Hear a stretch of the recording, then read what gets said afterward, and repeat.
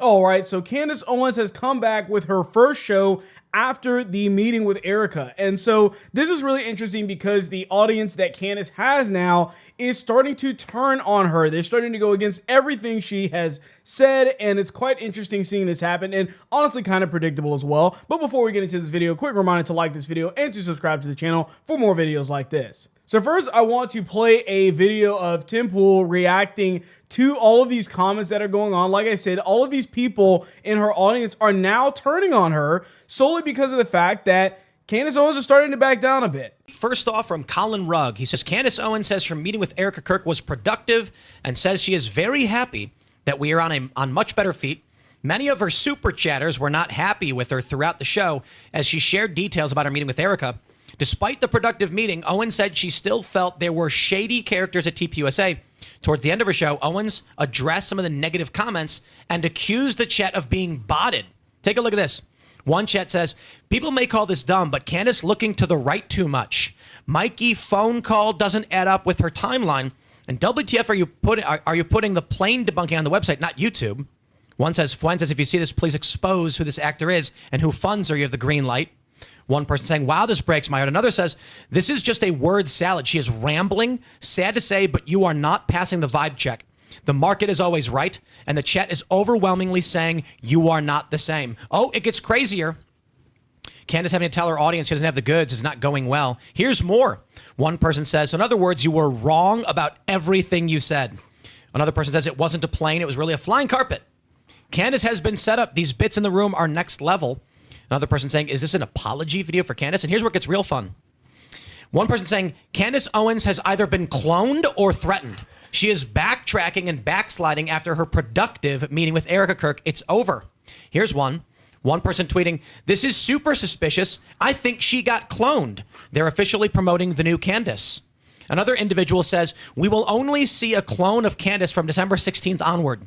It takes 3 months to grow a clone, hence why it took them until now to finally have this meeting. She was a nice girl. I hope her and Ye's clone still get along in the future. I hope that's a joke. I don't think it is. Yeah, I wouldn't be surprised if they're being dead serious because remember, this is the audience that Candace herself has grown. These are the type of people that she's brought in. When you present these crazy conspiracy theories and nothing's real and everything's fake, well, don't be surprised when the audience that you garner as well believes the same thing, when they believe that they're going to have to do it on their own. And I've shown this on the last video as well, where several people of our audience are saying, well, you know, we're going to do our own investigation because they don't trust Candace to do it. Like, these people are the same people that were part of QAnon, that did all of that stuff a few years ago. It's the exact same thing. So the comments were actually so bad that Candace had to actually comment on this herself. And she said this and pinned a comment based on that video that she did and saying, okay, I'm a bit frustrated by the comments here. Foremost, I was only given the option for a closed door meeting.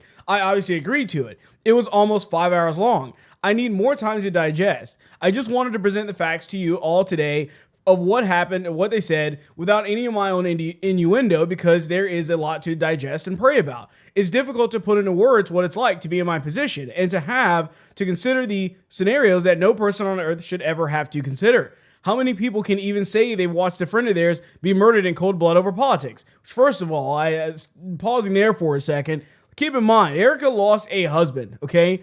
It's a lot more than a friend, okay?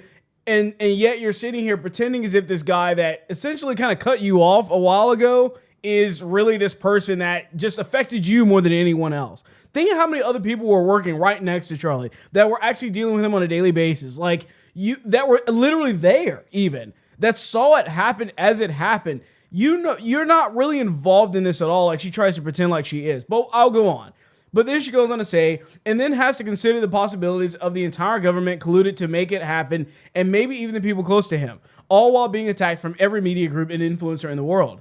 It's very heavy stuff, and on top of it, I have to deal with how fickle the audience is if I make even one mistake on pronunciation, God forbid. And really, to me, it's just about the fact that she is trying to make this comment because of the fact that her audience has been turning against her entirely. And like this comment says here, she inserted herself into this. She is the one driving these people crazy. She is the one that is telling them all these conspiracy theories. It's no wonder that if you back off of that all of a sudden, your audience is going to immediately turn on you. This is what happens when you build an audience based off of a bunch of lies that you essentially made up. So on her show, Candace did kind of apologize to a certain degree. I wouldn't really call it an apology. It's more of a non-apology, to be honest with you. But she was essentially saying, look, I messed up with giving some of this information. They were sort of most upset with obviously a bit of a fever pitch, what I tweeted that it was a God-forsaken company and people should not give money to it. And I have to own that. That's aggressive. That is actually aggressive in the retrospect. I was very frustrated. And I don't know, I felt like we weren't getting any answers and there were so many lies. And then I was getting attacked for asking all meaningful questions that was within their capacity to answer. And I told you, I definitely, my problem in life is that I can rise to anger very quickly. I shared with them that I really felt like I was under attack for telling the truth from the very beginning, like casually when I mentioned the Catholicism thing. Like, what was that about? I was like, look, I say something in a tribute to him. Alex Clark and Andrew Colvett then jump onto a podcast and they're doing that weird interview, which is clearly... So I guess that's Candace's version of an actual apology. But seriously, the actual issue with her is not what she's saying. It's the real fact that she is entirely more interested in trying to burn everything down. That's literally what she said, to burn it all down. Funny how when you go and talk about TBUSA with Erica, you change your tune all of a sudden because maybe you realize for the first time that by you burning TBUSA to the ground, you were literally burning to the ground everything that Charlie ever worked for. How does a friend do that and claim that?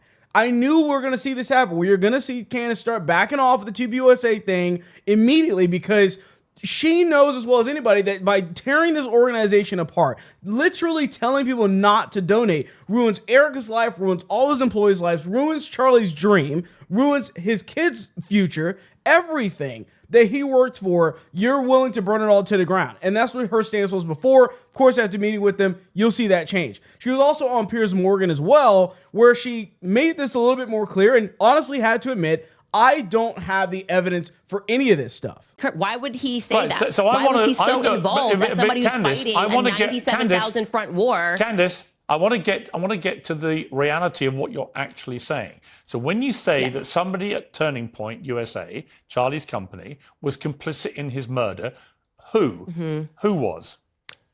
I believe that there were multiple people at Turning Point who are, as I have said many times, my exact words are, they are engaged in a cover-up of what happened to Charlie on that day. No, but who was involved in his murder? I didn't say that they murdered Charlie. You said that people at Turning Point were complicit in his murder. No, my exact sentence that I said was that there were people at Turning Point who are engaged in a cover-up. No, you didn't. I believe that thoroughly. Candace, you didn't say that. You said literally... I did say that on my entire show. You said there were people at Turning Point complicit in his murder. Okay. That's what you said. When you and I were discussing, that's why I said, let's go back. I was applying the logic of a conspiracy to JFK. I said, okay, JFK, you have people that are complicit. Of course, if you apply that logic, if there is a conspiracy, there's going to be multiple people that are going to be complicit by the time, in order for a large stage murder to happen. You specifically said, you didn't say complicit in a cover-up. You said complicit in the murder. Because I said, who at Turning Point was involved in his murder? And let me clarify for you. Okay, you can keep saying what I said or you can listen to what I am saying. Okay. When I was using the analogy of JFK and we were connecting it, I was basically pushing back on you because you were suggesting that, all of these people being involved would be crazy. So I was applying the analogy of what happened to JFK. Well, you actually, if you go back and listen, were suggesting that a conspiracy... I said you don't know either. You're floating theories. When we started talking about the JFK thing... Listen, let me make it clear. Piers, I really think you're not holding on to your thoughts Candace, here correctly. Let me spell out my thought very clearly. When we started talking about JFK, the implication that you were making was that it was crazy to suggest that multiple people could have been involved at different levels. I was then connecting the dots and saying that in order for the JFK assassination to happen, there had to have been tons of people that were complicit, right? I understand. I heard what you said. Maybe you're the person who takes the cameras down. Maybe you're the person that told him to drive that day. Maybe you're LBJ. So they're not all complicit in the murder, Right. but they're all at different varying stages involved in the cover-up. Okay. Right? So that's what a grand conspiracy actually is. Okay. And I do believe, so you don't have to go back and we don't have to go through it. I'm telling you what I think about Turning Point. You know, I am very known for being honest about what I believe. You're not, I'm not exactly a person that you got to pull teeth on. Sure. I believe that there are people at Turning Point who are engaged in covering up what happened on that day. But were any of them engaged in the planning of the murder of Charlie Kirk? I wouldn't know how it was planned. Absolutely, I can't make that. I cannot confidently make that statement. I can say confidently that I know they're engaged in the cover-up because I've been investigating what happened on that day and what transpired thereafter. I've been clear. I've named those people on my show. I've said they are engaged in a cover-up, and I've listed the lies. So you don't have to try to make something out of what I didn't say. I tell you what I think. It's already controversial. We don't need to get more controversial, okay? Do I think someone at Turning Point pulled the trigger? No. Obviously, I don't think someone at Turning Point pulled the trigger. We don't even know who did pull the trigger. So how could I say that they're... Did anybody at Turning Point, in your opinion, know that Charlie Kirk was going to be murdered? There is specifically 2 people at Turning Point USA, and I have communicated that information to Erica and Justin Strife, that I would not be surprised if they had foreknowledge of Charlie Kirk being assassinated. But do you have any evidence I'm not going to name... I am not going to name those people, okay, because it's not right for me to name those people until I know for a fact that they did. Did you give the names Did you give the names to Erica? Yes, so I absolutely did. You gave the names to Erica of 2 employees, current employees at Turning Point, who you believe were involved in the preparation for the murder of Charlie Kirk. Is that what you're saying? I told them that if I were in your shoes, these would be 2 employees that I would look further into. That's and what evidence do you have that they had any prior knowledge of the murder? Because I don't have concrete evidence is the reason why I'm not naming them. So I've been so you've got responsible. no evidence, I'm not saying, but you're telling the widow that these 2 people may have been involved in the murder. But you see the problem.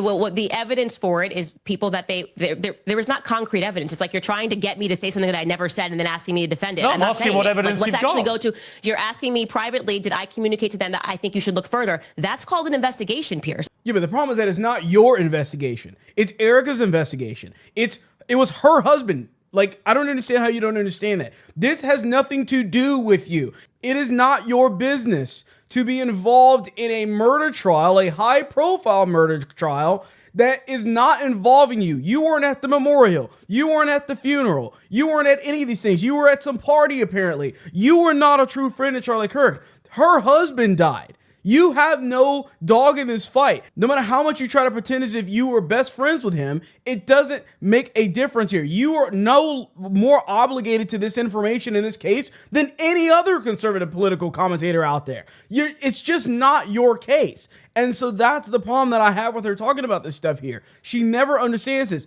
Her conversations are so unproductive because she's so stubborn, so just ridiculous about everything. And granted, I'm no fan of Piers Morgan either, but every time she's involved in one of these situations with back and forth like this, it's just ridiculous. This is the type of person you're going to trust to do an investigation? I think not. But right there, she had to say, I don't have any evidence for this, because it starts there. You don't have any evidence for the 2 people that you think had something to do in some type of cover-up, that are a part of an organization that you were willing to burn to the ground and ruin everything that Charlie Kirk and his family and everybody has worked hard for to build this all of these years to what it is today, all based on no concrete evidence. If you're wondering if what she's actually saying is true or not, and whether you should trust her or not, I will go off of that. She does not have any evidence. So with that being said, let me know what you guys think down in the comments below about this whole situation. Remember to like the video, subscribe to the channel. I will catch you guys on the next one.